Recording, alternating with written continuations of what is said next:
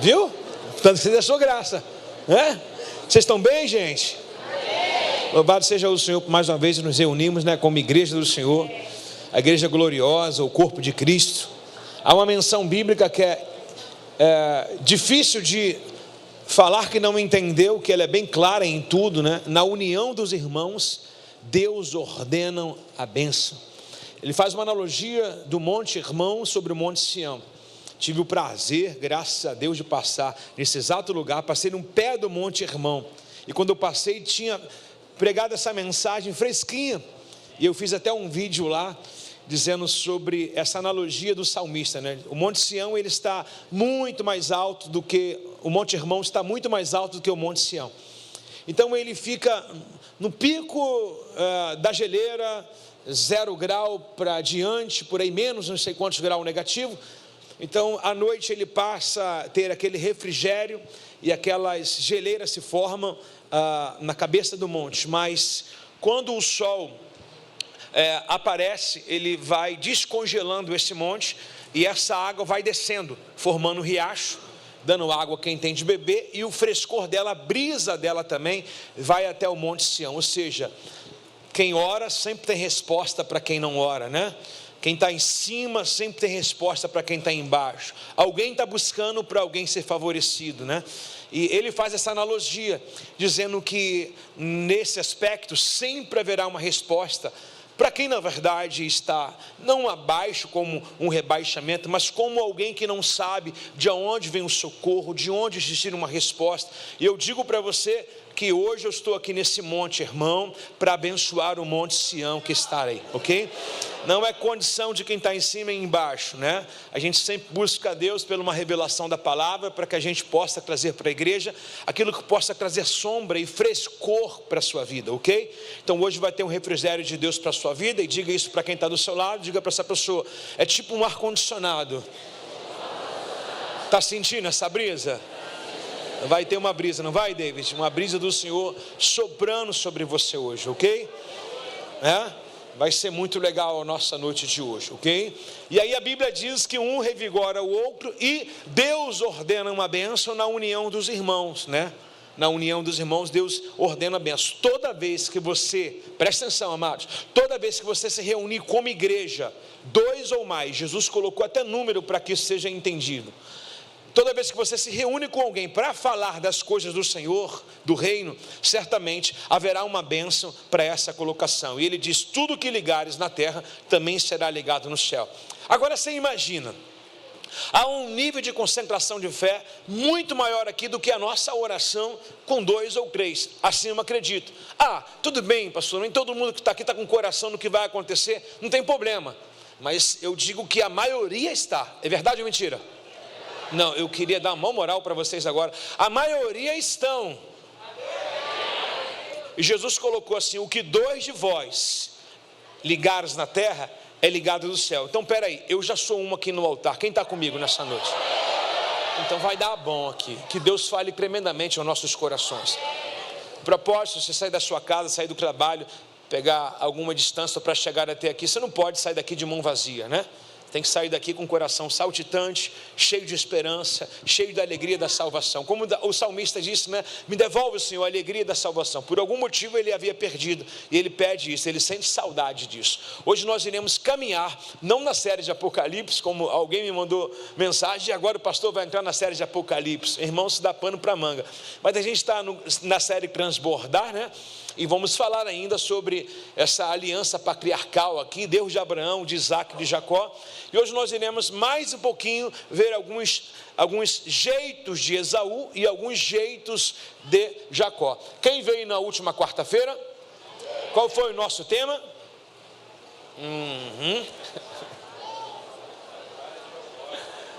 Oi?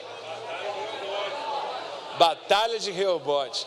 Se há algo significativo para a nossa vida, da nossa igreja, a palavra de quarta-feira diz muito o que nós somos aqui. A batalha de Reobote, os poços que Isaac cavou, o primeiro Ezeque, o segundo Sitna, um se chama lugar de inimizade, o outro de contenda, mas nós não somos daqueles que retrocedem, né? Quem diria, né? Quando a gente chega em Sitna, tem tudo para desistir, mas só tem mais um poço para cavar para que você tenha um refrigério, né? E essa é a história da sua igreja e ela também é a sua história. Um irmão fez uma colocação muito sábia aqui, por isso que é importante a célula. Assuntos talvez que não são abordados aqui, eles vão para a célula e são abordados, né? O irmão fez uma colocação: pastor, nós estamos no ano do transbordar, lembra disso? Eu falei, sim. Ele, então, Sitna, recalcada, Ezeque, sacudida. Olha que legal, alguém já pegou a senha, não? Reobote. Obrigado pelos que estão conectados comigo aí. Oxe, que legal, né? Isso vem em célula, gente, olha só. Que legal, a nossa medida em que nós estamos vivendo nosso ano é a recalcada, sacudida e transbordante. 3 poços foram colocados.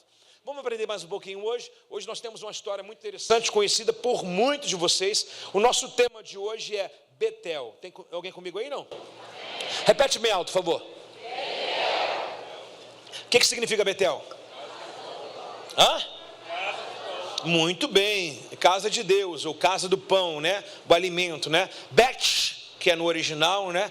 Bet, com esse TCH mudo, e El é Deus, ok? Então, casa de Deus, ou casa do pão, né? Pão é a origem. Jesus falou, eu sou o pão da vida, e dá na mesma coisa. A gente vai diluir isso no decorrer da mensagem aí. Hoje nós iremos falar sobre esse episódio em que Jacó ele está saindo da casa dos seus pais. Nós acompanhamos aqui em cenas anteriores em que Jacó ele rouba a bênção do irmão, né? Vou falar essa palavra rouba, porque é assim que o nome dele se oriunda, né? É o usurpador, o enganador, o mentiroso, o trapaceiro, não é isso? Né? Ele tem esses adjetivos tão ruins, mas são todos eles consertados, né? Mas o príncipe, o primogênito chamado Esaú, né? Que vive da aparência e só de nome, não tem nenhuma história boa em que a gente possa acompanhar dele aqui, a não ser a história de alguém que teve encontro com Deus chamado Jacó. Nesse momento em que o Jacó ele se fantasia do seu irmão, com o conselho da sua mãe, se vestindo de pele, porque seu irmão era peludo, de pele de animal, né? Dizendo ao pai que o pai estava meio que cego, e ele descobre a voz do filho e diz, olha, eu conheço a voz do meu filho Esaú, essa voz não é de Esaú, essa voz é de Jacó.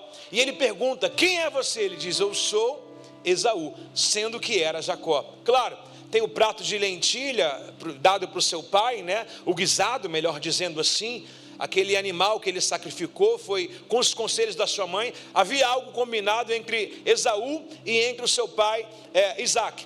Isaac estava bastardo de dia, haveria de se despedir do seu filho, disse a ele que, olha, faz um prato para mim delicioso, daquele que só você sabe fazer, com uma caça que você é especialista, e assim que eu comer, eu logo rogo a minha bênção, ou seja, faço a passagem, né, da minha primogenitura, do meu legado, Deus de Abraão, de Isaac, de Esaú para você. E a mãe dele estava com o ouvido atrelado àquela conversa, atrás de uma cortina de um dos cômodos da casa, e ela ouve essa ideia, e nós vimos aqui que na verdade a mãe tinha uma preferência por Jacó, e o pai uma preferência por Esaú. Claro, na visão do pai, é a mesma visão do pai de Davi, o Gesser, né? O mais habilidoso da casa, o mais forte, o mais adestrado, o mais capaz da casa. Só que Deus dá uma lógica dizendo assim, ó, eu não vejo como os homens da terra vê. Os homens da terra julgam o que você tem no bolso, julgam o quanto você tem de força, mas Deus ele julga o que está no coração. Se tem um coração verdadeiro de adorador, Deus faz de você o próximo rei dessa nação, o próximo príncipe dessa nação, porque Deus ele não despreza um coração quebrantado e contrito, que o ama em espírito e em verdade. E quando nós olhamos essas cartas, nós olhamos que vemos que as nossas famílias meio que se parecem com essas histórias bíblicas, né? Aí o irmão ele pega a bênção, ele faz lá o guisado, a mãe diz assim, ó, vai lá no nosso rebanho, dá a entender também que Jacó pastoreava um pouquinho, mano. Jacó pastoreava as ovelhas do pai, ele tomava conta do curral que estava na casa dele. Ele pega um novilho daquele, dá para a mãe fazer, e a mãe alimentou o pai a vida inteira, então sabe o tipo do tempero que o pai quer, e a mãe faz tudo aquilo que Isaac gosta, e dá para ele, e ele pega a bênção do irmão. Eu acredito que o próprio Deus criou um atraso, ou não deixou Esaú encontrar a caça com tanta facilidade. Quando Esaú chega, já é tarde demais, Jacó tinha pego a sua bênção e foi-se embora. Você que estava nos últimos cultos sabe que eu defendi, na verdade, eu defendi Jacó. Porque antes de eu apontar o pecado de alguém, eu tenho que apontar o relaxamento de quem acha que é alguma coisa, né? Porque a gente costuma muito apontar o pecado de Jacó, mas é aquele que se faz e se finge na frente dos pais. Olhei e mostrei para vocês em número aqui, em todos os aspectos possíveis, que dá-se a entender que o Esaú na frente do pai era o perfeito filho, mas quando virava, só pedia bênção para ir embora, né? Pai, bênção, vou ali, ok meu filho, Deus te abençoe. Mas chegava na esquina, malhava, fazia coisas no qual não condizia com o histórico da família. E aí, meu irmão, Deus olha essas coisas, não adianta. A honra não está na frente apenas, a honra está na ausência. Quem sou eu depois do culto? Quem sou eu sem a minha esposa? Quem é minha esposa sem a minha presença, né? Quem sou eu sem o meu patrão lá no trabalho, né? Quem sou eu se o professor me aplicar uma prova e falar assim, ó, ninguém cola, vou confiar em vocês, vou ali resolver. Quem vai mudar de cadeira? Quem vai olhar para o lado? Né? Então quem sou eu quando não tem alguém me examinando, né? Eu preciso ter autenticidade, caráter, né? Porque caráter não precisa, meu irmão, de ninguém te olhar e de ninguém te cobrar. Você tem caráter e pronto, acabou. E já falei que não existe essa coisa de mau caráter, porque o caráter, a origem dele é boa. Então fulano ou tem ou não tem, não é mau caráter. Eu gostaria de correr um assunto com você, com essa entrelinhas faladas sobre essa parte, porque eu vou continuar nela aqui. Veja bem, Gênesis 27, verso 41. Daquele momento em diante, qual o momento que eu acabei de falar, irmãos? Qual o momento? Em que o irmão rouba a primogenitura do seu irmão mais velho. Agora o Esaú se arde em ira, e ele diz assim, ó, vou matar o meu irmão. Quem está ouvindo de novo? A mãe. E eu vou contar esse episódio para vocês. Olha só, daquele momento em diante, Esaú passou a odiar Jacó, porque seu pai havia abençoado. Começou a clamar em breve, pensando ele e falando, assim que meu pai morrer, então matarei o meu irmão Jacó. Quando Rebeca soube da intenção de Esaú, mandou chamar Jacó e lhe disse, ouça, Esaú se consola com planos de matar você, ou seja, ele disse que vai te matar assim que teu pai fechar os olhos. Portanto, preste atenção, meu filho, apronta-te e vai de fuga para a casa do meu irmão Labão em Harã. Não sei se vocês lembram. Lembra quando o Eliezer, o servo de Abraão, foi buscar a Rebeca para o próprio Isaac? Ele foi lá na casa desse meio tio dele, desse meio irmão de Abraão, e foi lá, e o texto descrevia para a gente que Labão também era um filho. E lembra que eu falei lá atrás, falei, essa história vai se repetir lá na frente. Por que eu digo isso? Porque o que aconteceu com a sua família, tanto coisas boas e coisas ruins, se chama legado. E às vezes com coisas ruins se chama maldição hereditária. Só que dessa parte é coisa boa. Por quê? Porque tem uma referência para dar certo. Por exemplo, qual o casamento da sua família que deu errado? Risca esse. E qual o que deu certo? Copia esse. E esse aqui deu certo, por quê? Porque o Jacó agora, ele vai fazer com que ele se case com um dos parentes mais próximos, diferente de Esaú. E assim foi a preocupação do Abraão, pedindo ao servo Eliezer, que fosse até a casa do seu parente mais próximo, que achasse uma mulher para o seu filho. Quem lembra disso? Isaac casou com Rebeca quando tinha 40 anos, e com 60 ele foi pai. Quem lembra desse culto aqui? Olha aí, a mesma fonte, ou seja, copia o que deu certo na vida da sua família, o que deu errado você risca, né? Já temos uma origem, olhai para aqueles que deram certo, e copie esse modelo, ok? Principalmente aqueles que têm princípio da palavra de Deus. Voltando ao verso de número 44, diz assim, ó, fique lá até que diminua a fúria do seu irmão, preocupação da mãe. Quando ele se acalmar e se esquecer do que você fez, mandarei buscá-lo, diz ela, porque eu poderia perder, se você ficasse aqui, os meus 2 filhos no mesmo dia. Imagine os 2 se matarem, né? Depois Rebeca disse a Isaac, estou cansada, preste atenção, estou cansada dessas mulheres hititas que vivem aqui, prefiro morrer a ver Jacó se casar com uma delas. Rebeca não é boba. Sabe o que ela fez? Ela deu essa desculpa, na verdade, dá a entender que o pai não sabe muito o motivo que ela vai pedir. Ela diz para Isaac assim, eu estou com medo dos nossos filhos casarem com essas mulheres aqui e estragar a descendência, ponto. Ela já sabe que o filho é portador da primogenitura agora, o pai abençoou o filho, e o que ela está arrumando de argumento? O argumento segundo a lei. né, de não se contaminar, na lei de Moisés, de não pegarem mulheres estrangeiras.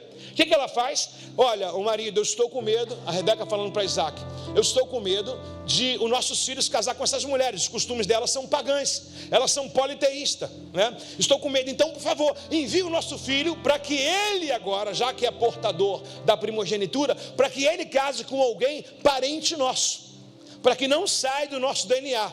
E ela coloca essa ideia para o seu marido, no capítulo 28, verso 6, Esaú soube, olha que coisa interessante, quando a gente fala sobre o casamento genuíno, bíblico, né? Crente casa com crente, crente não casa com ímpio, ok?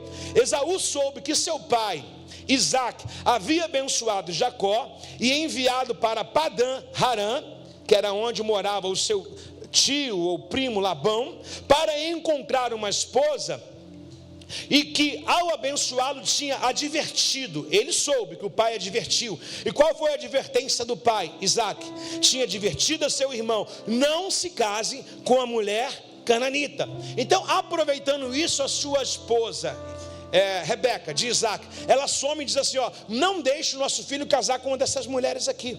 Então ele envia à casa de um parente mais próximo, copiou a história do passado que aconteceu com ele próprio mesmo. Ela veio de lá, né? Ela é irmã de Labão. Aí copiou essa história. Só que o texto diz pra gente em que o Esaú, o perverso, o displicente, o relaxado, ele ouve isso. Ah, é? Meu pai mandou para lá para casar com alguém da mesma linhagem. E ele fica com raiva disso. E olha o que ele faz, presta atenção, verso de número 8. Quando ficou evidente que seu pai não aprovava as mulheres cananitas, pensando quem? Esaú.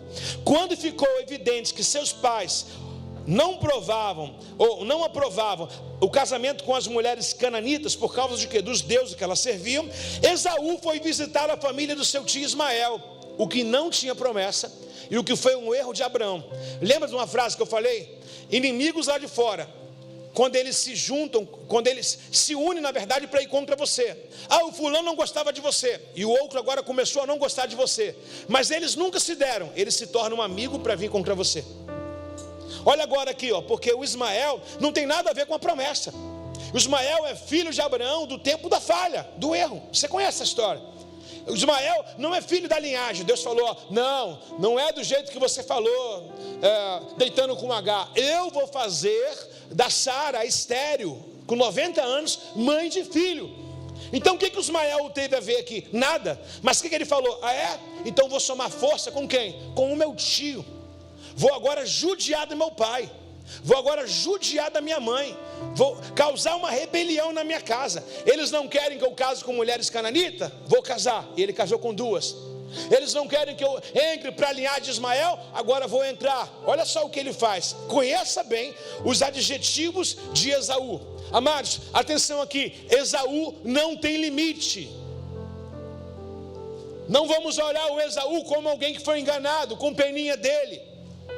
Na verdade, o engano que ele sofreu é para revelar o que ninguém conhece pela aparência, o que está no coração. E olha bem, Esaú foi visitar a família, esse filho primogênito, foi visitar a família de seu tio Ismael, e além das duas mulheres cananitas, duas mulheres o quê? Duas mulheres o quê? Duas mulheres cananitas com quem ele havia se casado. Leia o versículo 8, volta um pouquinho. Qual foi a indicação do pai e da mãe?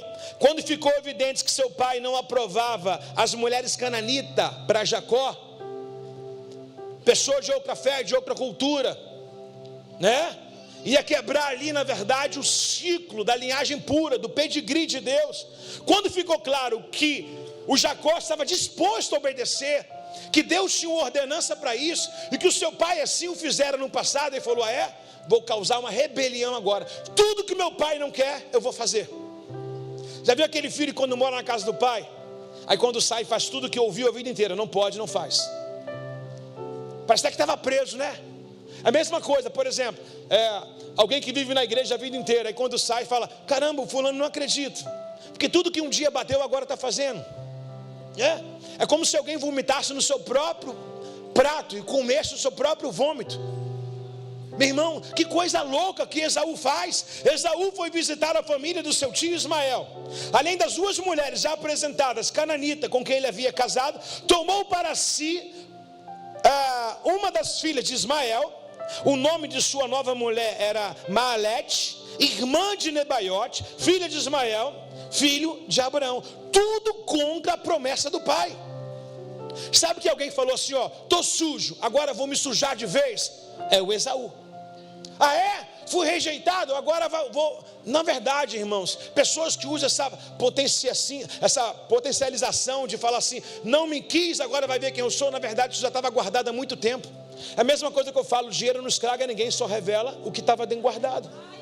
É a mesma questão da faca. Lembra aquele pastor Gerson que esteve aqui falando, a faca é um instrumento ruim? Todo mundo falou, mas é ela que corta o seu bife, ela que corta os seus legumes, ela que te dá um bom prato de comida, uma coisa bem qualificada. Mas eu posso usar a faca para coisas boas e posso usar a faca para dizer para alguém, perdeu, posso matar alguém com a faca.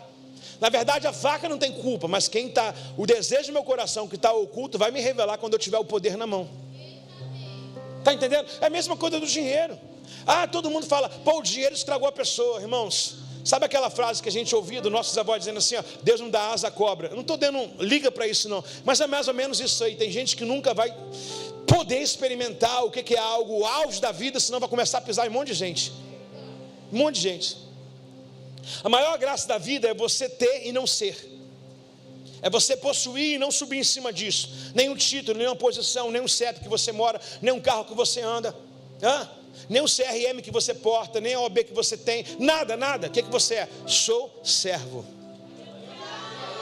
Você sabe que nós mudamos o nome da nossa titularidade de liderança da nossa igreja. Não deixaram de ser líder, mas houve uma potencialização de, não, porque eu sou líder, e qual a cor da camisa que você está vestindo? Você não me pediu para vestir essa camisa, poxa, você foi visitar outra célula, você não me comunicou. Amados, não peça relatório de quem não te dá voluntariamente.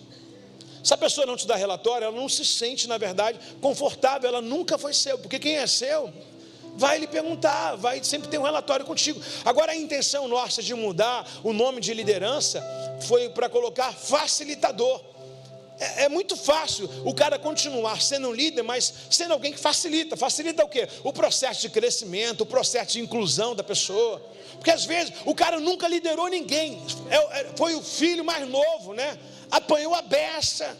Porque o filho mais novo ele tem um problema. O filho mais novo é o seguinte, primeiro o tênis é do mais velho, depois passa para o mais meio, depois passa para o mais novo. Na tua casa era assim, não? A roupa mais velha, né? Vai lá. Quando chega a roupa mais novo, está toda furada. A sunga então, quando tem essa passagem de sunga, né? Mas presta atenção, aí de repente o filho mais novo agora, ele ganha uma postura, ele fala, não, eu que mando na parada. Aí ele está cheio de raiva, guardado, desejo, ou seja, sempre foi mandado, agora ele quer mandar. Se ele não tiver um ponto de equilíbrio, meu irmão, eu acho que quando Deus te leva numa empresa para te colocar como um serviços gerais, um faxineiro, quando você vai crescendo e você chega o CEO daquela empresa, você não chegou o CEO para pegar o chicote e dar em todo mundo, você passou pela faxina para saber o que o faxineiro passa, entendeu? Você passou no auxiliar gerais para saber o que ele passa, para saber o que ele ganha, o que ele enfrenta, a dureza do seu dia, mas não é ficar atacando pedra em ninguém. Tem alguém comigo aí, não? Então acho que a gente precisa muito, e o nome pode mudar muita gente. Não, porque agora, poxa, agora é sub, né? Agora não é nada. Que ele cresça, eu diminua, né, gente? Entendeu? Eu trouxe a questão dos voluntários, né? A camisa já está pronta, a arte, tá, gente? Todo mundo na igreja que serve terá o nome de voluntário. Amados, essa visão é tão lógica. Quando acontece uma catástrofe, por exemplo, qualquer lugar que acontece uma catástrofe de chuva, desabamento, alguma coisa, irmão, antes dos bombeiros chegar, sabe quem mete a mão em tudo, toma choque? São os que não sabem nada, que estão ali para arriscar a vida, chamado voluntário. Aí a gente fala, o que você sabe? Eu não sei nada, eu só quero ajudar. O voluntário, ele não chega atrasado, ele está disponível para tudo, ele não escolhe função. Ele chega assim, o que tem para eu fazer? Né? Aí quando a gente tem um título, a gente fala, só faço o que meu título me ordena. Você não vê a questão de futebol agora, o jogador mexendo embaralhando o cara. Na verdade o jogador está descobrindo, o técnico está descobrindo o potencial do jogador e fala, eu só jogar nesse lugar aqui. Eu não estou fazendo um gol porque ele mudou eu de posição. Ele está te dando a oportunidade de explorar o que você não conhece. mas fica questionando, fica tudo remoendo por aí. Mas agora a questão do voluntário é prática, é lógica demais. Um voluntário, até que o bombeiro chegue num acidente, o voluntário está lá, pegando o seu extintor, da forma que ele sabe. Aí quando ele vai olhar, o extintor está vencido, mas ele está lá, né? Ele está lá se arriscando, o carro está pegando fogo, é arriscado ele morrer com aquela pessoa. É o voluntário, cara. O voluntário que não tem medo do perigo, ele está ali arriscando a vida. Agora bota um título no candango, acabou com o cara, acabou. Não, porque eu fui promovido, né? Agora tem Pai, Filho, Espírito Santo e eu, né? Eu sou a quarta pessoa. Que é isso, irmão? Depois do Pai, do Filho e Espírito Santo, tem meu nome lá, o fulano de tal. Que é isso, irmão? Falei para você de uma experiência de um pastor uma vez, um juiz da cidade, uma cidade pequena de interior, servindo no estacionamento da igreja. Aí esse juiz recebeu um pastor itinerante que ia pregar. Aí quando chegou no gabinete, esse pastor levou a mala para ele de lá e tudo. Aí o pastor itinerante falou, elogiando para o pastor daquela igreja, dizendo assim: nossa, que cara gentil, né? Como ele serve um sorriso bem dado, né? Ele falou assim: ele é o juiz da nossa cidade aqui. Juiz da cidade, servindo no estacionamento, Esses meninos agora que tiveram no UFC, estive lá com eles nos Estados Unidos. O menino, cara, servindo, esse Gregory que venceu essa luta com um soco de menos de 1 minuto, o cara apertou minha mão. Gente, minha mão tá do UFC, me recebendo na porta da igreja. Seja bem-vindo, meu irmão. Eu falei: sim, senhor. Posso entrar? Pode. Servos, meu irmão, servos. Sabe o que acontece? Quando a gente chega aqui, irmão, não é sobre o que eu sei fazer, não é sobre o que eu sou habilitado a fazer, é sobre quem está aqui. E se Ele é o Senhor, se Ele é Senhor de todos, sejamos voluntários e cumprimos o papel de servo. Tem alguém comigo aí? Não? Agora, isso é muito prático dentro do que a gente está falando aqui. Por quê? Porque Esaú, ele não tinha isso. Esaú tinha esse título, que eu dizia que era uma maldição. Porque quem não sabe usar a ferramenta da faca acaba matando as pessoas, né? Quem não sabe usar o dinheiro acaba destruindo a família, ou destrói a si mesmo, né? E parece que é o mesmo jeito de Esaú. Então quando ele soube que o pai não queria que o filho casasse com as mulheres cananitas, ele foi lá e casou. E aí, meu irmão, você sabe o choque que deu com Ismael nasceu nessa casa, né? Foi o ponto de perturbação para essa família. Ele foi lá e se juntou com seu tio, né? Ou seja, irmão do seu pai, o que deu muito problema. Ele falou: não, quando ele se junta com o tio, ele está dizendo assim: eu estou contra o meu pai. Está entendendo? Olha a cabeça de Esaú, gente, que coisa. Presta atenção, Gênesis 26, verso 34. Quando Esaú tinha 40 anos, casou-se com 2 mulheres. O texto que eu acabei de dizer: Itita e Judite, filha de Beeri, e Basemate, filha de Elon. Essas 2 mulheres causaram grande desgosto para quem? Para Isaac e para Rebeca. Irmãos, independente da sua idade, eu acho que você nunca deve desonrar os seus pais. Nunca, nunca, nunca. Ele perdeu a primogenitura, mas ele já desonrava o pai, mesmo o pai desertando ele, colocando o seu irmão como sucessor da sua longevidade e das suas promessas bíblicas. E o texto diz claramente que essas 2 mulheres que ele causou trouxeram grande desgosto para Isaac e para Rebeca. Por quê, irmãos? Entre linhas, essas mulheres eram mulheres que serviam a outros deuses politeístas. De repente você é uma pessoa avantajada de Bíblia, vai dizer: pastor, peraí, Jacó casou com Raquel, Raquel também trouxe os ídolos. Mas a história não para aí não. Chega a hora que ele fala assim: pode enterrar isso aí tudo, estou fazendo um pacto, inclusive aqui, dentro dessa história de Betel, fazendo um pacto com o Senhor. Abre mão desses ídolos hoje, que é costume lá da casa de Labão, ok? Abre mão. Então quando a gente vê a história de Jacó, a gente vê uma história de sucessão de erros, mas uma vontade de acertar nunca faltou dele. Só faltou uma oportunidade de ter encontro com Deus. E quem tem encontro com Deus, meu irmão, vomita tudo, bota tudo para fora. Porque Deus, ele promete, ele cumpre. Ele diz: eis que eu faço nova todas as coisas. Mais uma vez colocando para vocês, quem diria que o Paulo ou Saulo de Tarso fosse um membro da nossa igreja? Se o Paulo sentasse aqui no meio, acho que esse lado ia ficar vazio, todo mundo para cá. Esse aí não, meu irmão. Vai que eu sou o próximo a ele pegar como Estevão, né? Algumas pessoas me perguntam: pastor, qual foi o espinho na carne de Paulo? Quem acha? O que foi ele? O que foi o espinho na carne de Paulo? Eu já até ouvi dizer que Paulo era gay. Tem gente que é endiabrada mesmo, né, meu irmão? O diabo fala assim: essa ideia eu não tinha não, obrigado, viu? Porque nem o diabo pensava assim. Então tem gente que potencializa, né? Ok? Irmãos, o cara ele mata um apóstolo do avivamento, em Atos capítulo 7, depois ele entra para aquele grupo no qual ele condenou e mandou a igreja. A autorização, a Bíblia diz: Estevão morreu aos pés de Paulo. A autorização de apedrejar era dele, ele que dava a carta. Pode prender, pode soltar, pode matar. Quando ele entra para esse grupo, ele fala: estou comendo do prato que eu cuspi um dia. Qual o espinho na perna desse cara? Por exemplo, quem já falou muito mal de igreja? Levanta a mão. E agora você está onde? Continua acontecendo a história. Continua acontecendo. E não vou falar muito mal de igreja. Quem já falou muito mal de Rehoboth? Não levanta a mão para a gente não gravar. Não levanta não. Não levanta a mão não, por favor, né? E hoje a gente vive assim, né? Irmão, você nunca pode dizer assim: eu nunca vou comer desse prato, nunca vou fazer isso, aquilo. Só diga isso para as coisas satânicas, mas a de Deus não. Está comigo aí? Não. Devia estar com quem? Agora vamos caminhar aqui para o nosso querido Jacó, que é a nossa intenção. Até então eu falei sobre Esaú, para você ter noção do contexto dessa história. E não vou demorar, 11 da noite a gente termina. Mentira. Vamos lá, Gênesis 28, verso 10. Nesse meio tempo, qual o meio tempo?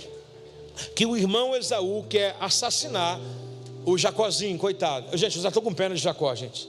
Confesso para você, que é melhor tratar de um pecador arrependido do que alguém que é subestimado. Verdade ou não é, gente? É tão gostoso quando alguém fala: cara, não presta, faço coisa errada. Tu fala: uau. Porque a Bíblia diz que quem confessa e deixa alcança a misericórdia. Só falta deixar, né? Vamos lá. Nesse meio tempo, Jacó partiu de Berseba e rumo a Harã, casa dos seus parentes. Quando o sol se pôs, olha que história interessante, gente. Amados irmãos, dá atenção, ó. Quando o sol se pôs, chegou um bom local para acampar. Ali passou a noite, encontrou uma pedra para descansar a cabeça e deitou para dormir. Enquanto dormia, sonhou com uma escada que ia da terra até o céu, e viu anjos de Deus que subiam e desciam pela escada, subiam e desciam pela escada, subiam e desciam pela escada. Ele está em uma geografia agora, a metade do caminho que ele deve fazer, bem próximo da onde ele vai parar, só que o sol se pôs, perigo noturno. Certamente, pelos primórdios, fez uma fogueira para que espantasse qualquer besta esfera e resolveu deitar. E o texto diz que ele deitou e pegou uma pedra. Irmão, quem vai deitar com a cabeça numa pedra a noite inteira, meu irmão? Que propósito é esse? E nesse momento que ele deita, quem é responsável pela vida dele? Diga: Deus. Por quê? Deus é Deus de Abraão, de Isaac e de quem? O pai abençoou quem? Esaú ou Jacó? Quem é o mais esforçado para querer levar o nome da família adiante? Ele presta? Diga: igual a mim, mas eu estou em tratamento. É melhor um Jacó confessivo do que um Esaú altivo. Eu sou Esaú. Poxa, eu sou Jacó. Olha o teatro aqui no altar. Ó, eu sou Esaú. Oi, gente, eu sou Jacó. Vai ter pena de quem, gente? Vamos lá, vá. Ei, eu sou Esaú. Gostou? Vai embora. Quem não ia embora, irmão? Agora, oi, gente, sou Jacó.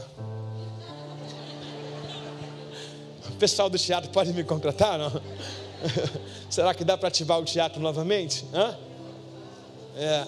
Ou não? O pessoal do teatro estava com mais característica de Esaú. Quando o sol se pôs, chegou a um bom local para acampar. Repete comigo: bom lugar para acampar. Quem está num bom local hoje, nessa noite aqui?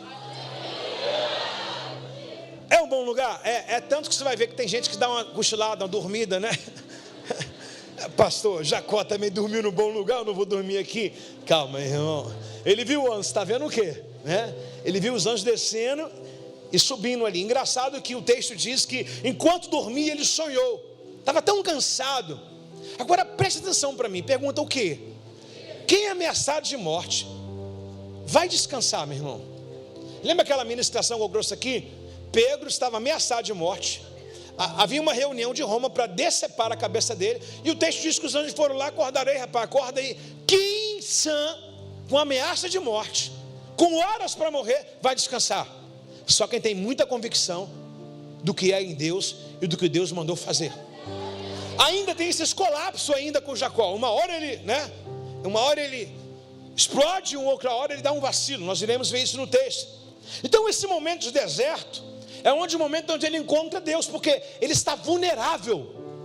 Fala para mim se as notícias ruins, em que o médico dá para a gente, em que vem uma carta de desquite para a gente, as notícias ruins que a Bíblia diz que haveria de acontecer, no mundo tereis aflições, falam se não são elas que nos trazem para esse lugar aqui, onde a gente acampa toda quarta-feira e domingo. Fala para mim se não é. É ou não é uma verdade? Mas nesse momento de deserto, é o momento mais fácil e propício, para quê? Para a gente descansar no Senhor, para a gente deleitar e descansar literalmente no Senhor. É tão real que esse homem, ele pega uma pedra. Ele pegou o quê? Uma pedra, nada confortável.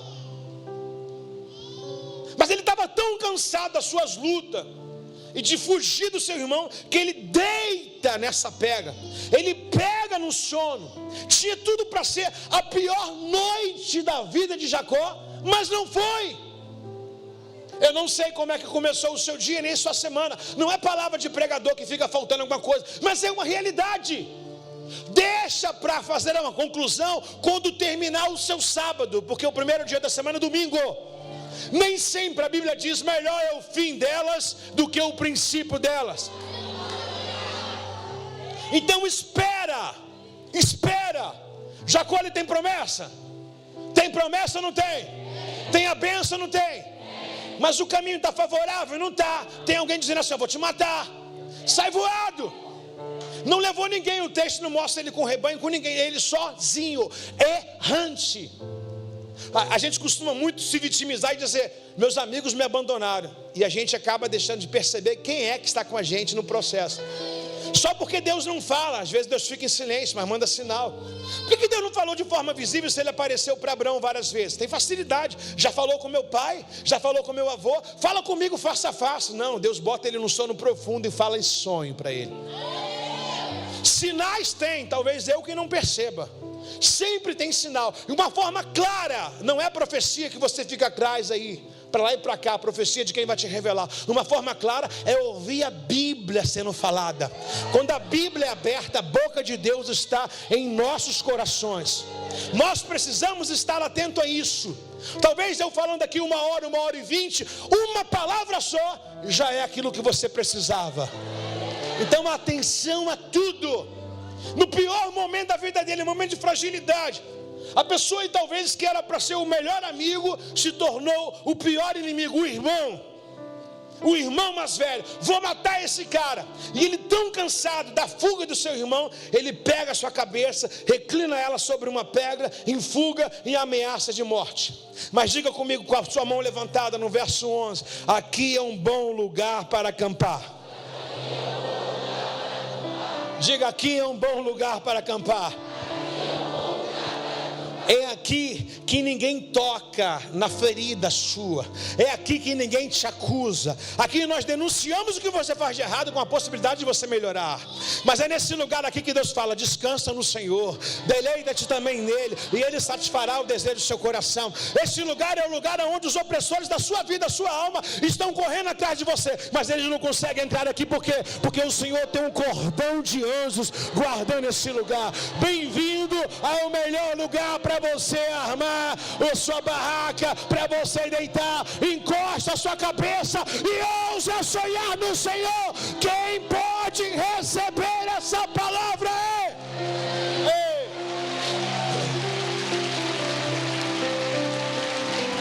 Diga: aqui é um bom lugar para acampar. Pergunte para o irmão do seu lado: você quer uma pedra para descansar? Quem descansaria numa pedra? Pastor, tão cansado, se me botasse, meu irmão, mesmo cansado, eu acho que a gente quer falar assim: não adianta eu deitar. Por exemplo, você está muito cansado, tem gente que não consegue deitar sem banho. Estou muito cansado, estou muito exausto. Irmão, deitar sem banho, você vai acordar a madrugada inteira se coçando, não vai ficar legal. Mas imagine se eu tomar um banho quente e ir para a cama relaxar. Está comigo aí não? Eu acho que eu toquei na ferida de muito Jacó aqui agora. Acho que eu peguei pesado aqui agora. Estou falando que Deus revela nesse lugar as coisas ocultas. Estou falando, aqui é um bom lugar para acampar. Quem pegaria uma pedra?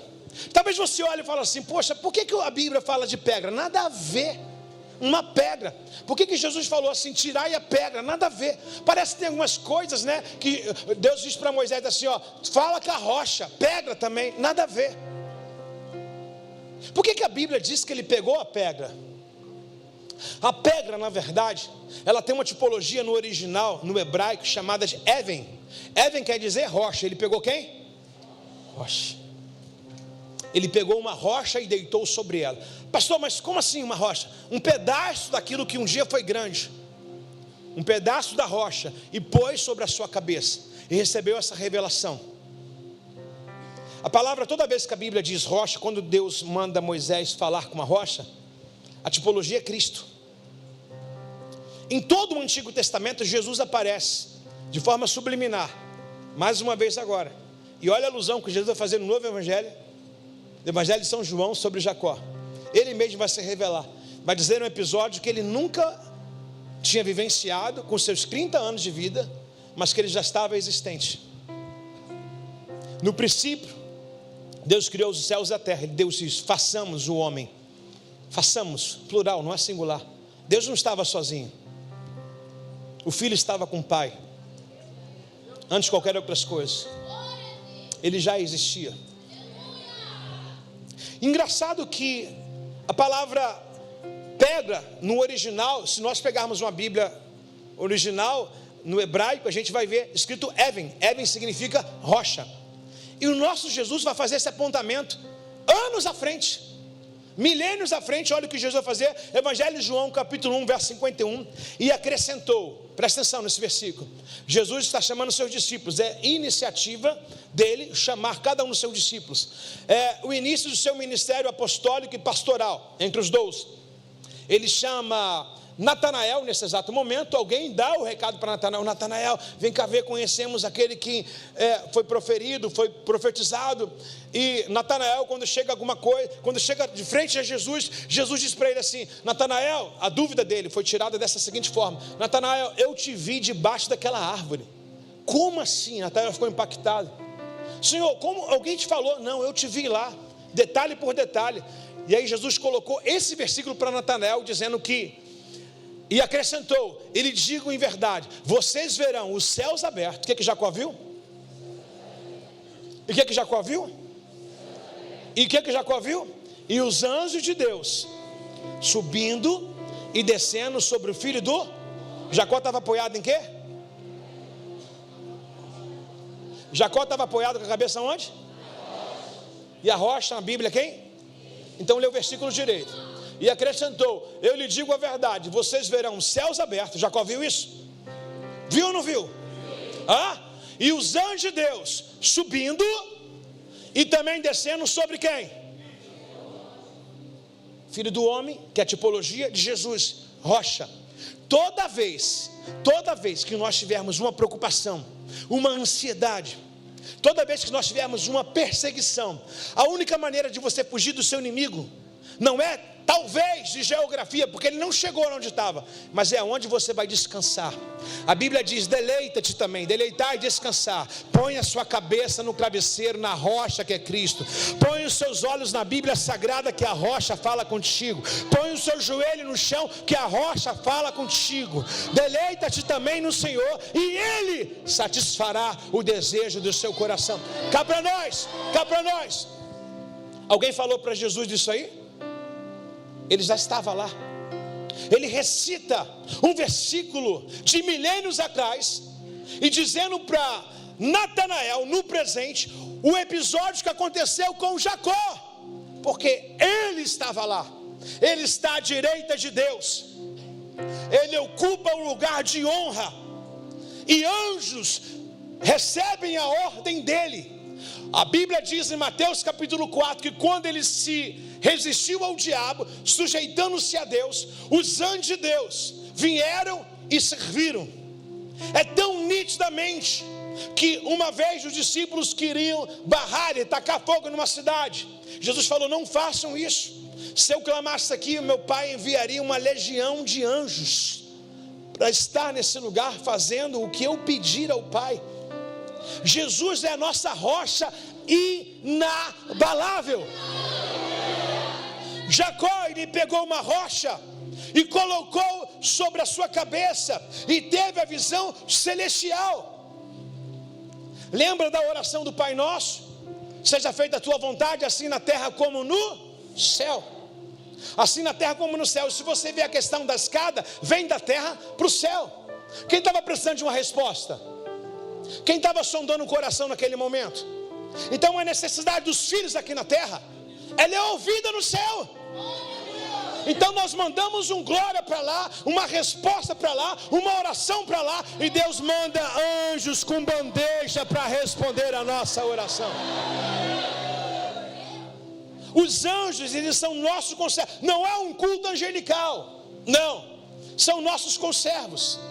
A gente entende muito bem a visão que Pedro teve quando ele entrou na casa de Cornélio. Cornélio queria, na verdade, endeusá-lo. Ele disse: calma, sou comum igual a vocês. Só que os anjos servem a gente. Os anjos, eles têm a capacidade de ver o mundo invisível que a gente não vê. Muitas vezes você não chegou em casa sem arranhão nenhum, intacto. Não estou pregando uma heresia dizendo sobre anjos de guarda, acender a vela para ele, não é nada disso. Mas o céu, ele funciona, e as escadas ainda estão sendo estendidas. Toda vez que nós nos reunimos nesse lugar para acampar, na sua cela para acampar, na sua casa na oração, Deus estende uma escada na sua direção, e as suas orações são levadas e são atendidas. Simplesmente para você entender, a questão da tipologia da escada é: o que você ora, Deus ouve. E quando Deus ouve, Ele responde na terra. Por isso que os anjos sobem e descem, porque você ora e tem resposta, você busca e tem resposta, você chora e tem resposta, você pede e tem resposta. E não diz que sobe uma vez só e desce uma vez só, não. Senão nós estaremos aqui falando com as paredes, né? São várias vezes, todas as vezes que nós nos reunimos, há uma concentração. Preste atenção, todo lugar que tem muita oração, há uma concentração de poder. Todo lugar que tem muita oração, há uma concentração de poder. Na Bíblia, quando você vê as pessoas orando demais, por exemplo, em Atos 16, há um grande terremoto, porque é uma concentração de poder. Pedro está preso, a igreja primitiva decide orar por Pedro. O que acontece? As cadeias se quebram, Pedro bate na porta e eles falam: é um fantasma. Nem nós mesmos, no momento mais espiritual, a gente é capaz de acreditar no poder da oração. E a Bíblia diz que a oração de um justo tem muito poder em seus efeitos. Talvez elas não são respondidas na hora que a gente quer, mas são sementes. Apocalipse diz que a oração do justo é recolhida em taças. Taças. Orou, está guardado. Chorou, está guardado. Buscou, está guardado. Nessa taça tem vigília de 10 anos, irmão. Nessa taça tem oração de 5 anos atrás. Nessa taça tem oração desde que você se entendeu como Deus é Deus. Pastor, e por que Deus não responde? Calma, está enchendo, uma hora ela vai transbordar. É tão real que você vai ver a situação de Daniel. Deus responde Daniel. Daniel orou, e o céu ficou assim assustado, porque Deus falou assim: o que está acontecendo com esse menino? O que foi, Deus? Eu já respondi a ele, já liberei Gabriel para abençoar ele, o mensageiro já foi ao destino dele. Só que a taça de Daniel estava enchendo. Uma hora Deus falou assim: está transbordando por causa de quê? Ou seja, a massificação, a intensificação, o continuar da oração dele moveu o coração de Deus. Deus chamou a atenção, já tinha liberado, mas tem alguém que está enchendo taça de novo lá. Tem alguém para encher taça nessa noite aí, meu irmão? O nosso ano é do transbordar, meu irmão. É além da borda. Orai sem cessar. Você não tem que gastar energia para desistir. A mesma para voltar, é a mesma para ir para diante. Então força. Elias queria desistir. O Senhor falou para Elias assim: come desse pão aí, bebe dessa água aí. O que acontece, Senhor? O que eu vou fazer? Só para alugar os meus dias, morrer aqui? Não. Muito grande a tua caminhada. A tua caminhada é muito grande ainda. Então coma desse pão, beba desse cálice.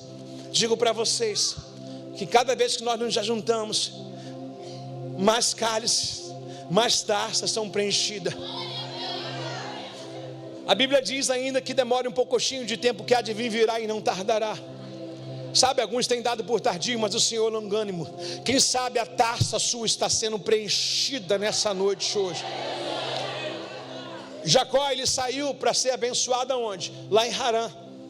Mas no meio do caminho o Senhor apareceu para ele. Sabe o que significa esse meio do caminho? Um dia comum, uma soneca qualquer.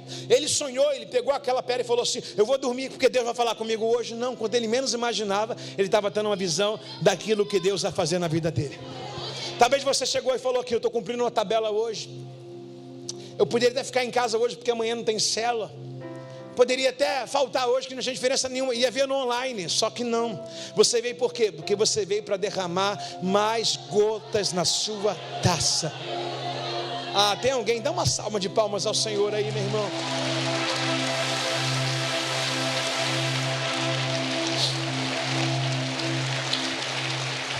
Diga assim: a rocha que a minha casa está firmada é quem? Não, a rocha que a minha casa está firmada é quem? A rocha que a minha casa está firmada é quem? Onde nós iremos colocar a nossa cabeça para descansar? Que é Cristo. Um exército perseguindo, contas chegando, pressão do lado de fora, e o cara dormindo. O cara dormindo.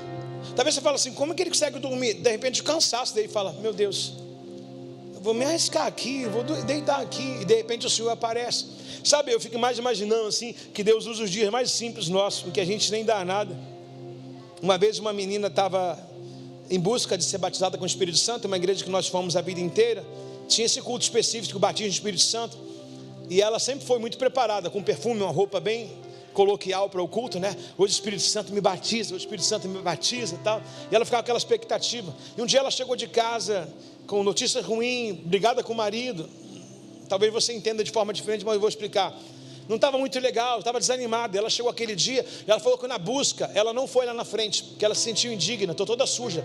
Se ele não batizou quando eu achei que era para batizar, agora que não vai ser. E aí já começou a sessão de arrependimento dela. E ela começou a dizer: Deus, não está nada legal hoje, lá em casa não está legal, não estou bem com o marido, não sei o que, sei lá. Ela começou a chorar sobre a ocasião. Deus não deixa um justo sequer sem resposta. Nesse dia, quando ela pensou que não era, aconteceu. Buscava 10 anos, mas no dia que ela menos esperava. Talvez você entrou aqui hoje, está esperando uma resposta, alguma coisa sair muito tempo. Talvez nem você imaginou que hoje Deus poderia fazer alguma coisa. Só que a notícia de hoje é: você está em Betel. Você não está na casa do seu sobrinho, você não está na casa de um parente, você está na casa do seu pai. Na casa do meu pai não preciso ficar com vergonha de abrir a geladeira e pegar o que eu quero. Casa do meu pai é de quem? Do meu pai. Casa do meu pai é do meu pai. Então eu estou na casa do meu pai. E se eu estou em Betel, segundo a liturgia, Betel é a casa do pão. É aqui nesse lugar que eu vou ser saciado. É nesse lugar que Deus vai suprir toda e qualquer eventualidade, necessidade minha, seja física, seja espiritual, seja sentimental, seja matrimonial, qual a área da minha vida que eu possa imaginar. A rocha que a minha casa está edificada é Ele. Jesus faz uma analogia de milênio para frente, falando sobre o que aconteceu com Jacó. As escadas que desceram, os anjos que subiram e desceram, trazendo a resposta e visitando Jacó. O engraçado de tudo é que no verso 13 ao 15 diz assim, ó: no topo da escada estava quem? No topo da escada estava o Senhor, que lhe disse: eu sou o Senhor, olha só, eu sou o Deus do seu avô. Qual o nome do avô dele? Abraão. Eu sou o Deus também do seu pai Isaque. Na terra cujo qual você está deitado e lhe pertence, eu darei essa terra à sua descendência. Seus descendentes serão numerosos como o pó da terra, e eles se espalharão por todas as direções, leste, oeste, norte, sul, e todas as famílias da terra serão abençoadas por seu intermédio e sua descendência. Além disso, Jacó, saiba que eu estou com você e lhe protegerei onde quer que você vá. Qual o perigo de Jacó? O irmão quer matar, Deus fala: eu protejo. Ele está em perseguição, Deus fala: eu te dou fuga. Dará ordem aos anjos ao teu respeito, e assim como eu fui com seu pai, eu também serei contigo. Eu sou o Deus de Abraão, eu sou o Deus Deus de Isaac, e eu também sou o Deus de Jacó. Alguém aí recebe nessa noite?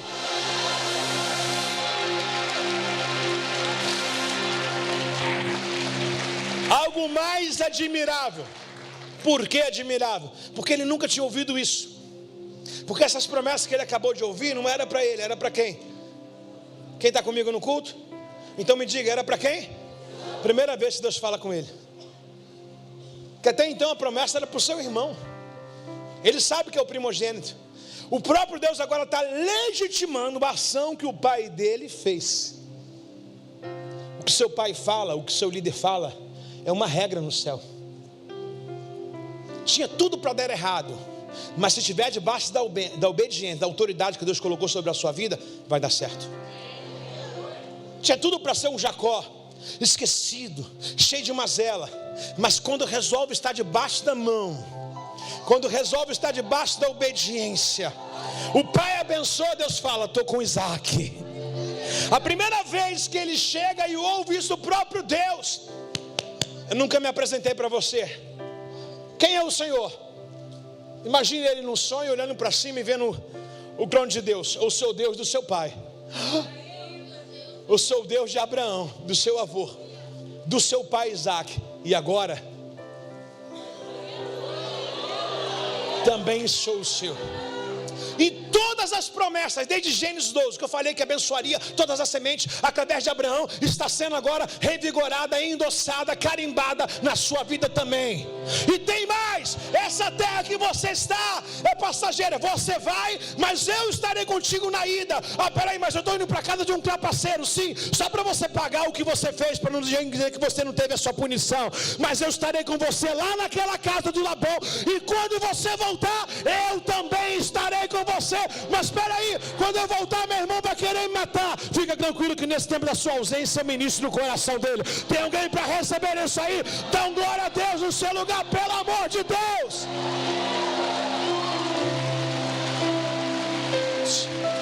Ei, Jacó está aqui, ele tem um problema lá chamado Labão. Qual o nome lá? Ele tem outro problema chamado aqui, irmão. Ele está no meio. Se for para lá, o bicho pega. Se for para lá, o bicho come. Mas se ele estiver em Deus, ele está em Deus. O outro lá vai querer arrancar o couro dele. Deus é que define a sua vida. A Bíblia diz: olha para a cabeça do seu irmão. Se for careca igual o Charles, não olha. A Bíblia diz que Deus conhece cada fio do seu cabelo. Olha para as aves do céu, olha os lírios do campo.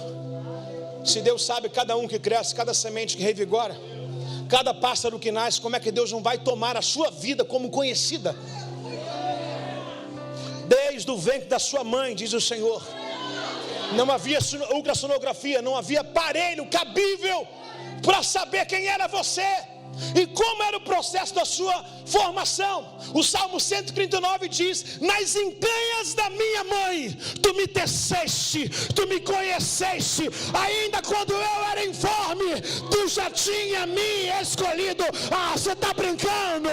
Ele é um Deus todo-poderoso, Criador dos céus e a terra. Alguém é filho de Deus aí? Reage nessa noite, dá glória a Deus do tamanho da sua fé. Meu Deus, meu Deus.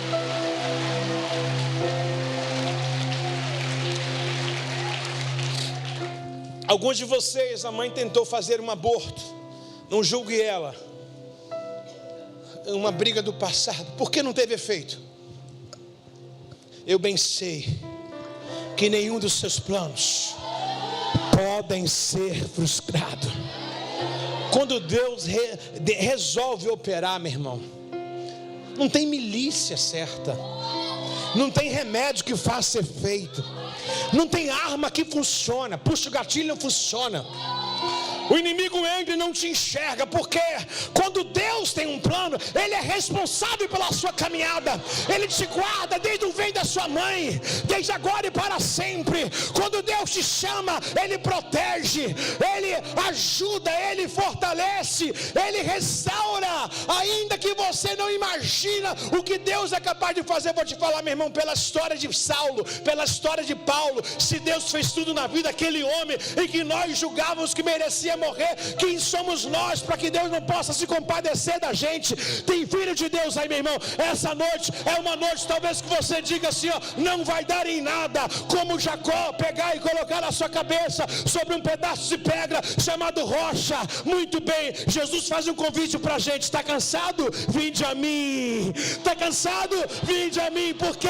Está cansado? Vinde a mim, porque o meu fardo é suave e o meu jugo é leve. Vai sair mais leve essa noite. Vai.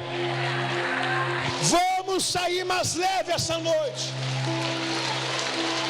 O convite de Jesus não é tirar, mas o convite dele é dar aquilo que você pode suportar.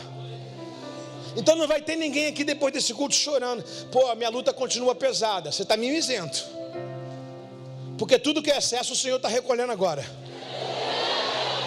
Tudo que não dá para você carregar, Ele está tirando o seu fardo agora, dividindo com você essa cruz.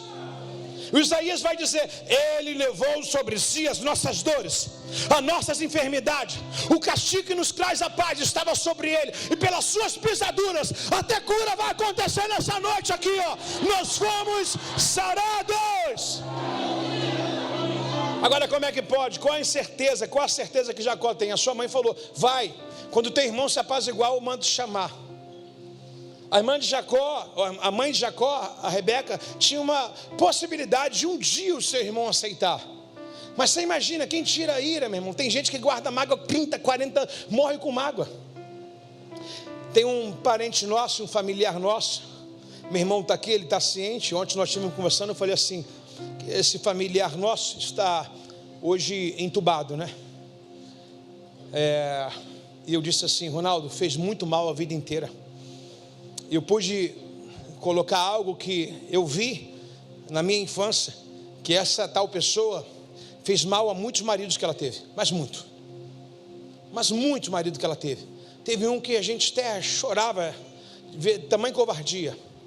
E agora, casada com esse novo marido, ela estava separada dele, e antes de entubar, ela pediu que ele viesse visitar. Ele disse assim: não vou visitá-la. Abandonada por todos.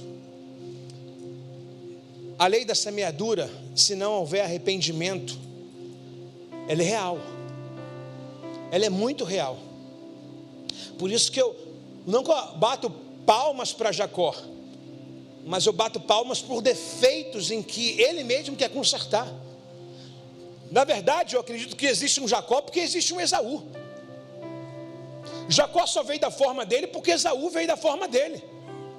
Senão não havia necessidade dele ser daquele jeito. Qual outra forma que ele ia? Amigável, em cartório, vamos lá, de comum acordo, Quando é que o Esaú ia abrir mão da sua primogenitura? Jamais. Tá, pelo momento foi errado. Não estou aqui para julgar, a Bíblia também não dá aplauso para ele, mas o cara faz o caminho de volta todo. O cara vai para a casa de Labão, fica 21 anos na casa de um sogro, golpeado pela informação cultural, trabalhando 7 anos pela uma mulher e ganha outra. Depois trabalha mais 7 para ter o amor da vida dele. Depois mais 7 para ele começar a crescer o rebanho dele. 21 anos escutando o que quer. Na hora de fuga, o sogro deixa pacificamente, mas depois dá uma ira no coração e vem atrás. Olha a vida desse cara, como é que é fácil. O irmão quer matar, e ele está voltando para o irmão, e agora o irmão vinha de lá para cá querendo atacar ele. Ele está para a casa do Labão, vai lá, trabalha 21 anos, depois quando ele está aqui rico, próspero, com as 2 mulheres dele, agora é o sogro que está atrás dele para prender ele de volta. Não tem vida fácil para Jacó não, meu irmão. Não tem vida fácil. Talvez você hoje está aqui na igreja, no discipulado, falando assim: pô, o discípulo da minha cela é ruim, ele é parecido contigo no passado. Você que deu muito trabalho para a esposa, para marido, para pai e para mãe, os que vierem para você vai ser igualzinho que você passou. Porque Porque você tem uma escola. Quem é curado vai falar de cura. Por que às vezes a gente pega muito caso similar com a história que a gente passou? Porque a história que a gente passou não nos matou, mas nos levou a uma lição de vida. E a gente chega para a pessoa sem faculdade, sem formação, nem fala, cara, eu já passei por isso. Olha, esse foi o meu resultado de vida, eu acertei dessa forma, eu errei dessa forma, eu estou hoje aqui te dizendo de forma própria para você que eu poderia ter morrido também como você, mas teve jeito para mim. Deus, ele usa um episódio que é terrível até de falar. A nação tinha abandonado ele e ele dá para Oséias uma mulher, só que essa mulher não era mulher direitinha de família. Deus dá para Oséias uma prostituta e ele casa com ela, está lá. Ela falou, abandonei tudo, agora tem você, mas bate um desejo nela e ela volta de novo. Aí Oséias fala assim, Senhor, está vendo? Ela me traiu, vou separar. E Deus fala, vai lá e pega ela de novo e se reconcilia com ela. Por 3 vezes Deus faz isso, para mostrar para a nação de Israel como ela traía Deus com facilidade.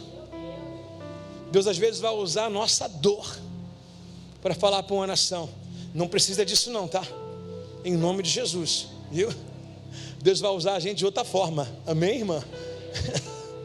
Olhe para o seu esposo e fala, não copie essas coisas, foi atemporal, foi lá para trás, tá legal? Não precisa disso não, tá? Mas Deus usou uma coisa em que é um repúdio, para ver que a nação estava o traindo. Só que Deus falou assim, Jacó, eu sou responsável pela tua ida e sou responsável pela tua chegada. É muito bom, né? Salmo 122 diz que ele guarda a nossa saída e a nossa entrada. Olha o que diz no verso 16, por favor. Verso 16 aí, André, por favor. Então Jacó acordou. Uau! Então Jacó o quê? E ele disse o quê? Certamente o Senhor está nesse. E não havia o quê? Estou falando para você, ele não imaginava que seria aquela noite da resposta. Não sei se você lê com um olhar crítico de pergunta ao texto, mas veja bem, por favor. Então Jacó acordou. E certamente o Senhor está nesse lugar. E não havia percebido. Ou seja, para ele, só ia ser aquela noite, ele não ia ter revelação nenhuma, não ia ter mudança nenhuma. Era dali para a casa do seu possível sogro Labão e pronto, acabou. Mas Deus faz de uma noite simples algo extraordinário para nossas vidas. Tá? Deus não tocou em Jacó fisicamente não. Foi um pensamento, foi um sonho, um arrebatamento em sonho. Deus se manifestou para ele. Não precisou tocar. De repente você fala assim, Deus não está falando comigo, não estou sentindo arrepio, não fui tomado em línguas. Não precisa disso. Se houver, a igreja é dele, mas não precisa disso. Só de você estar aqui achando que ia ser apenas uma noite comum para a sua vida, e não é. Eu digo para você, certamente o Senhor está nesse lugar, e muitos de vocês não haviam percebido. Muitos de vocês não se depararam com isso, porque o lugar é comum, as pessoas são comuns.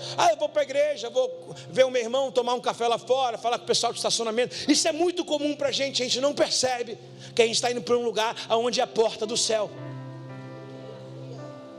Qual o lugar mais próximo do céu? É a igreja do Senhor. Peraí, pastor, Jesus falou que todos os adoradores adorarão o Espírito em verdade. Sim, mas Betel é um lugar específico. Nós somos igreja, aqui é templo.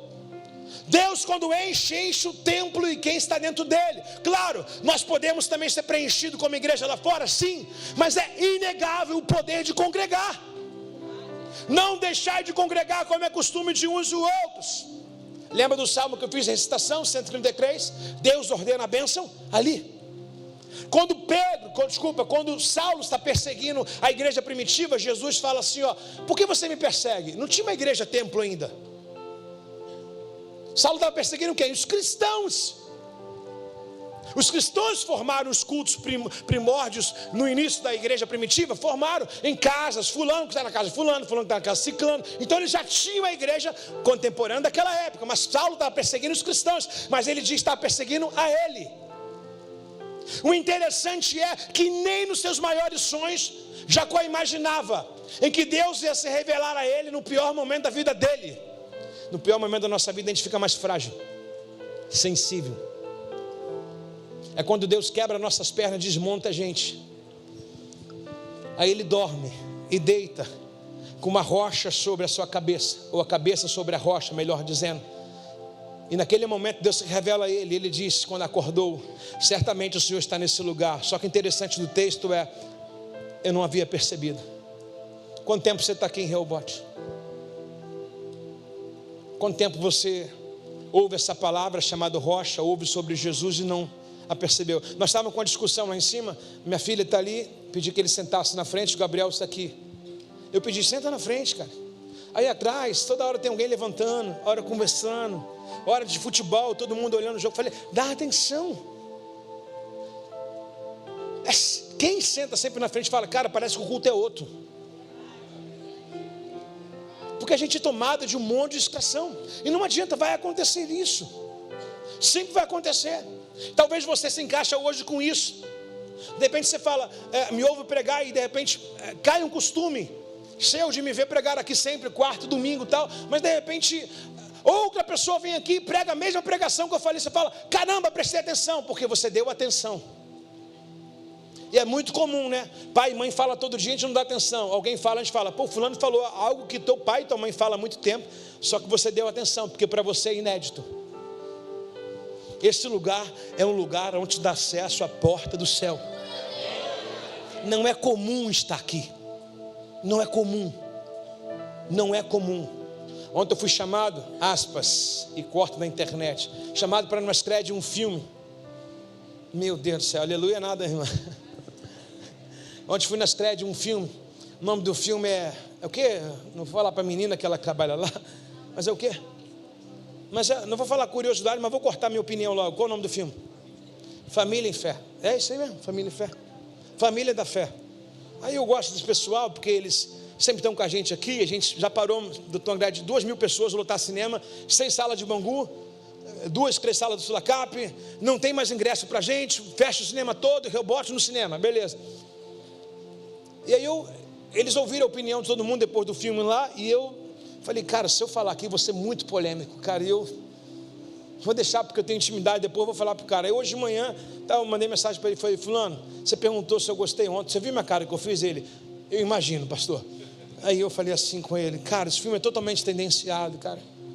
Um filme Família da Fé, um filme de comédia cristã. Nunca vi o primeiro, mas filme de comédia cristã. Mas os mesmos produtores de Desafiando Gigante, a Forja, Paulo, que trouxe para cá. Eu falei: cara, vocês começaram com uma leva tão boa, por que entregaram agora os pontos agora? Vai virar só o comércio.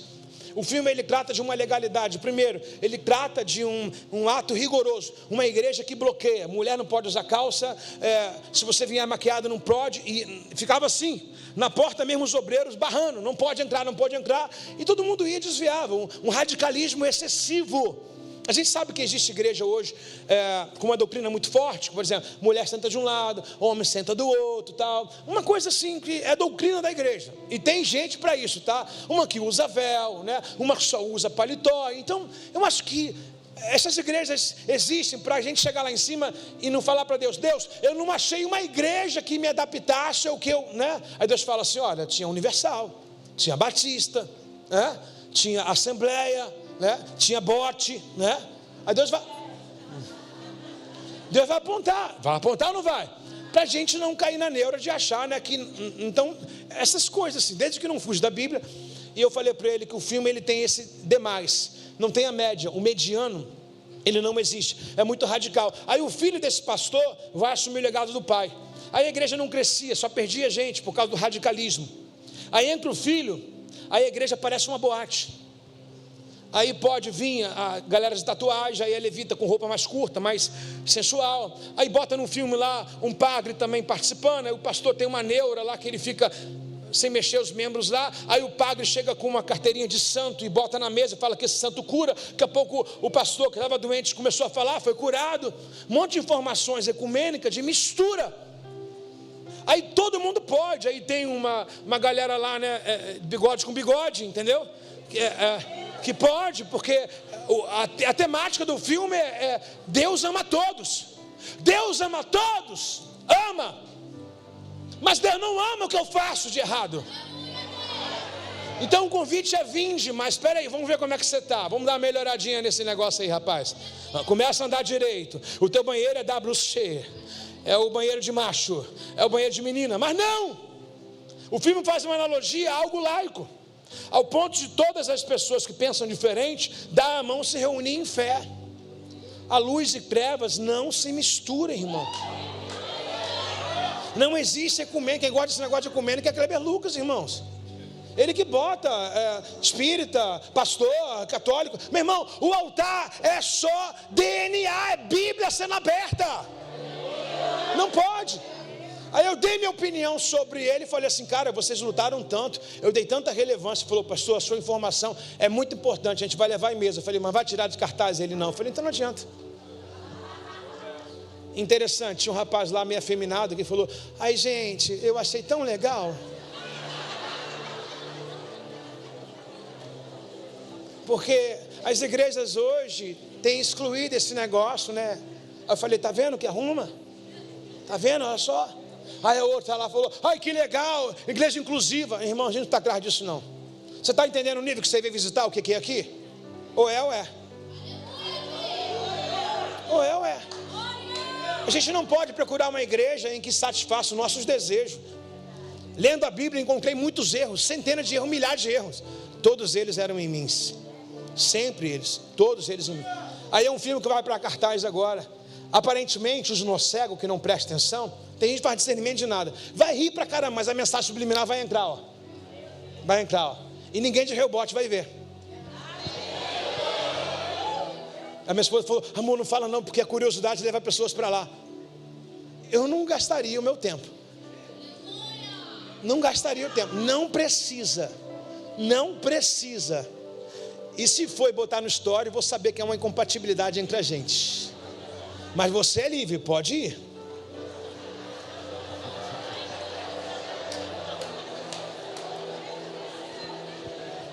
Ué, vai lá. Não vou levar a igreja não. Eu vou levar a igreja para o céu. A Bíblia diz que o pastor há de apresentar as almas ao Senhor. Isso sim. Quem quer ir para o céu aí?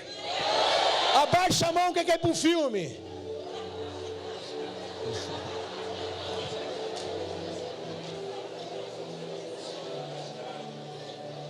Meu irmão está me lembrando aqui. Ai Jesus, o pessoal vai me amar ou vai me odiar de lá. Eu sei que alguém vai colocar isso na internet. Você vai olhar não? Olha só. Aí eles vêm trazer uma surpresa para a gente. Qual a surpresa? O pastor do filme estava presente lá. Aí me chegou ele com um brinquinho aqui na orelha, com um blazerzinho sem camisa, aparecendo a cueca aqui. Levantava a mão.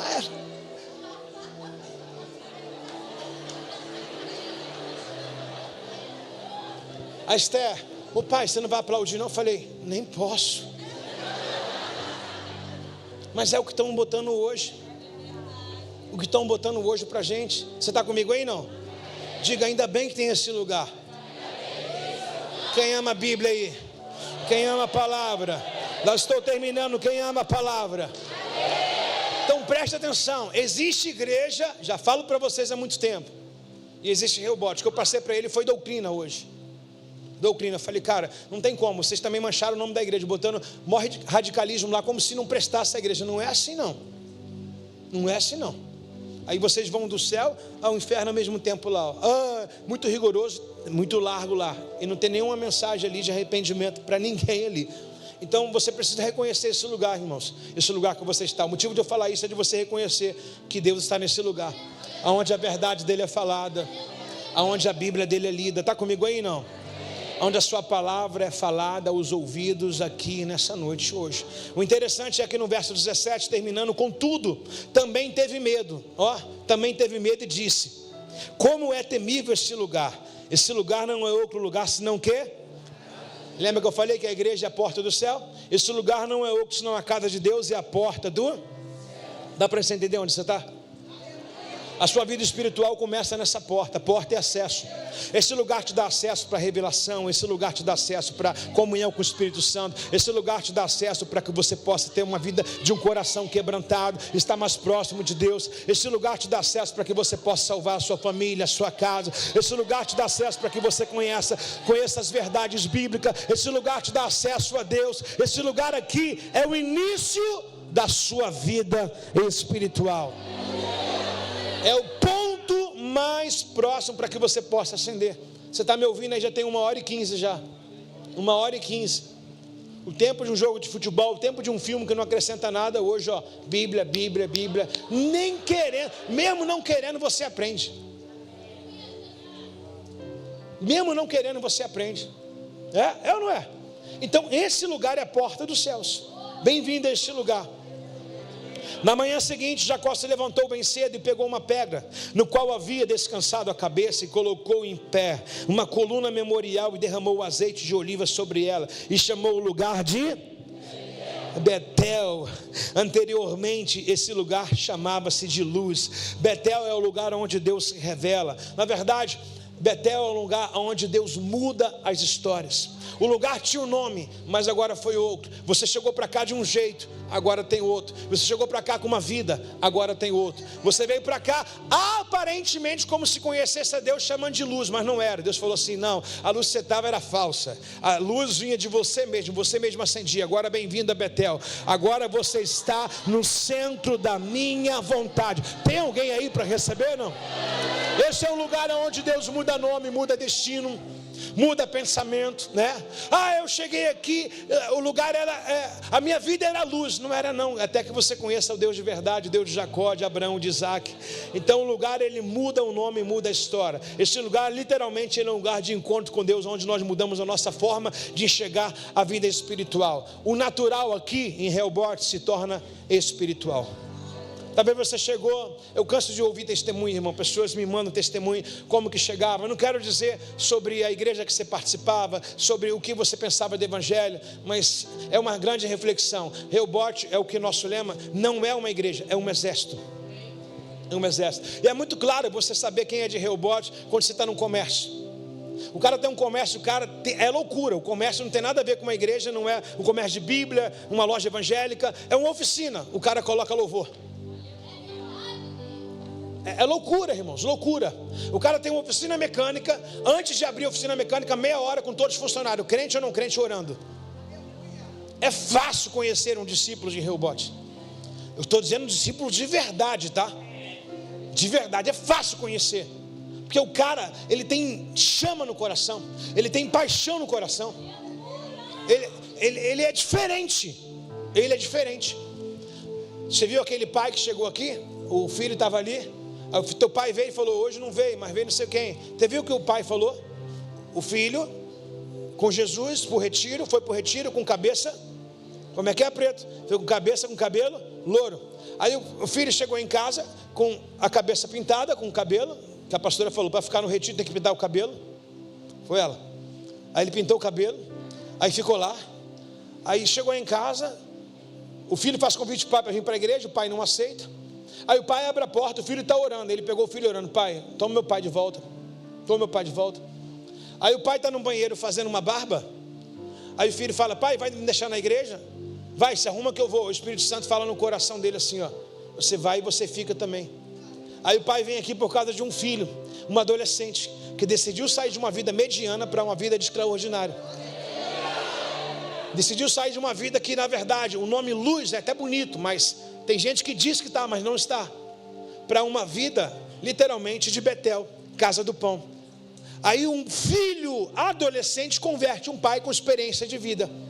Porque os crentes de Rehoboth são estranhos. São estranhos. Os caras pegam uma paixão por Deus, pela palavra, que os caras obedecem na risca. Eu estou falando sozinho ou com a irmãzinha ali? E corrigindo a vossa senhorita, essa jovem veio para o domingo, cultos da manhã, e ela falou muito glória aqui na manhã, não faltou não, tá? Eu sou o pastor e intercedo pelas minhas ovelhas.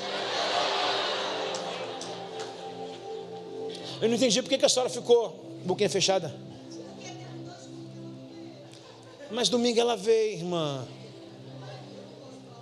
Pode, ovelha. A sua esposa está falando que você sentiu falta de você dos cultos. Mas ela não ligou para perguntar o que você precisava, né?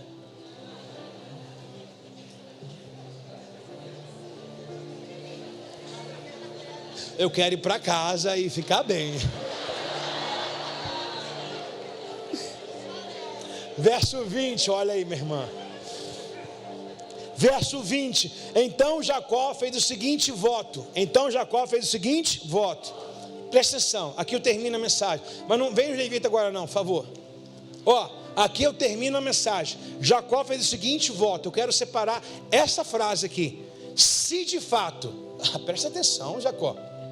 Dá um catuque nesse Jacó do seu lado aí. Fala, presta atenção. Ganhando de goleada, acho que o time vai virar. Presta atenção. Olha o que Jacó tem coragem de fazer. E Jacó fez o seguinte voto. E se de fato, meu irmão, precisa de mais confirmação? Quantos de nós somos similares ao Jacó aqui? Olha que loucura que ele vai colocar. E se de fato Deus for comigo e me proteger na jornada e me providenciar alimento e roupa, e se eu voltar, tudo que Deus falou do verso 13 ao 15, eu sou contigo, eu te garanto, estarei contigo nessa passagem, na ida eu estou e na volta eu estou, ninguém vai te tocar. E aí ele coloca uma dúvida. Quantas vezes nós anulamos as promessas de Deus por causa do que a gente coloca e se, e se, e se, e se, e se, sim, sim, não, não. Deus já não falou? Descansa a cabeça na pedra. Não já viu o anjo? Descansa a cabeça na pedra. Deus já não revelou? Põe a cabeça na pedra e descansa, meu irmão. Não tem esse se não. E se de fato Deus for comigo me proteger nessa jornada, providenciar alimento e roupa, e se eu voltar salvo para a casa do meu pai, então o Senhor certamente será o meu Deus. Colocou isso condicional. Deus já tinha falado, meu irmão, do verso 13 ao 15. Olha, eu sou contigo, eu sou o Deus do teu avô Abraão, sou o Deus do teu pai Isaac, sou o Deus de você Jacó. Eu estarei contigo, confirma a aliança que eu fiz com seu pai. Todas as famílias da terra serão abençoadas através de você. Meu irmão, essa palavra de si mostra ainda que Jacó, todo Jacó, estão em processo de conversão. Estão em processo, claro, ele vai passar dizendo que é Jacó, mas ele vai voltar dizendo que é Israel. Nós precisamos das nossas experiências com Deus serem maximizadas, aumentar todo dia. O e se dele significa ainda tem um potencial de crescimento. Então, discípulo de Jesus, Jacó, igreja jacoína. Gostou? Está no dicionário. Igreja jacoína. O que é a igreja jacoína? Filho de Jacó. A igreja precisa explorar esse potencial de crescimento nosso. E assim como Jacó, um dia alguém viu Jesus pisando nas águas. Pisando onde? Nas águas. E alguém diz a mesma coisa.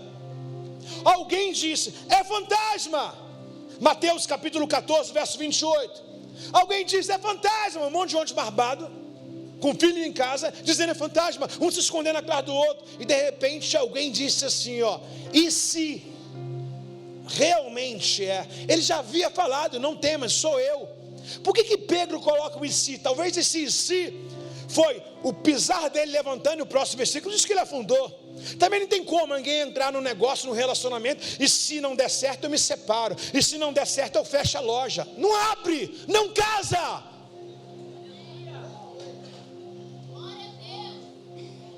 E se, tá crente ou não é, meu irmão? Se não der certo eu fecho. Já tem uma palavra lá, nem ousa inaugurar. E se não der certo eu divorcio. Por favor, não atrapalhe a vida dessa pessoa. Quando eu ainda, nem noivo eu fiquei, já casei direto. Quando eu conheci, eu já botei o cheque especial no mesmo nome, conta em conjunta. Falei com ela que eu vou casar. E a mesma conta até hoje, cartão de crédito e tudo. Por quê? No mínimo tem que botar ela para pensar. Qualquer dívida que ela fizer é do casal. Então vai doer nela também. Está comigo ou não está? Então botei na cadeira do pensamento. Vem cá pegar um pouquinho desse peso aqui, do que passar um cheque e ter um saldo na conta para pagar. Está comigo aí não? Então, meu irmão, nunca na sua vida utilize a palavra e se. A palavra do cristão tem que ser afirmativa, de fé, positiva. A palavra do cristão tem que ser palavra de Caleb. Se Deus for comigo, me der a minha terra, eu expulso esse gigante daí. A palavra do cristão tem que ser a mesma de Josué e de Caleb, que fez calar todo o povo que outrora trouxe um reboliço, trazendo dúvida e oscilações. Porque Deus falou, vai lá e vista a terra. A terra tinha gigante, Deus tinha falado. Vai lá ver quantos gigantes tem, qual lugar que eles estão, que a gente vai derrotar esses caras aí. Aí os caras chegam fazendo mau alvoroço, meu irmão. Meu irmão, notícia ruim. Não preciso, já tem o dia a dia. Preciso de pessoas que dê positividade, que falem de coisas boas. Está comigo aí, então? Agora eu vou ficar dando ouvido para a gente. Não, rapaz, se fizer esse negócio aí vai dar ruim. Meu irmão, não faz isso não. Descola desses negócios aí. Não existe na gramática da língua portuguesa do cristão o e se. Um dia a Maria disse assim, mas como vai acontecer? Quase o e se, né? Lucas 1,37, operando Deus, quem impedirá? Olha para cá, gente, deixa o menino aí. Operando Deus, quem? Operando Deus, quem impedirá? Porque para Deus nada é impossível. Não tem isso.